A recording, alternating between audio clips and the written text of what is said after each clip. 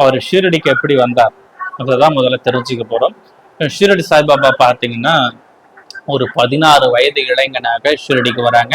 அவங்க ஷீரடிக்கு வரும்போது பாத்தீங்கன்னா ஒரு வேப்ப மரத்து அடியில தியான நிலையில அமர்ந்ததாக நமக்கு சாய் சச்சரிதம் சொல்லுது.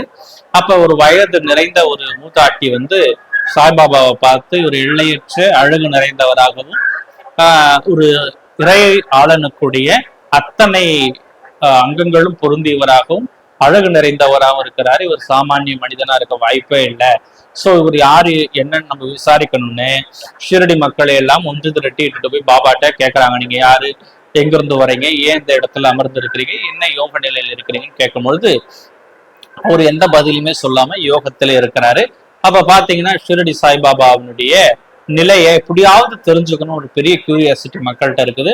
அப்ப என்ன செய்யறாங்கன்னா அப்பெல்லாம் குறி கேட்கறது என்பது ஒரு இயல்பான ஒரு பழக்கமா இருக்குது. சோ அங்க இருக்கக்கூடிய ஒரு மனிதர்கிட்ட கண்டோபா கடவுளை அவருடைய சரீரத்துல இறக்கி அது மூலியமா நமக்கு குறி கேட்டா அவர் யாருன்னு தெரிஞ்சிடும்னு இந்த மக்கள் எல்லாம் நினைக்கும் பொழுது அப்போ ஒருத்தவங்களுக்கு அந்த கண்டோபா கடவுள் வருது.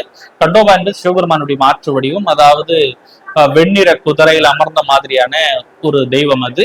அந்த தெய்வத்துக்கிட்ட ஒருத்தவங்க மேனியில ஒரு யாரு என்னன்னு விசாரிக்கும் பொழுது அந்த தெய்வமும் ஒரு மண்வெட்டி எடுத்துட்டு வாங்கன்னு சொல்லுது. அவ ஷீரடி மக்களும் ஒரு மண்வெட்டி எடுத்துட்டு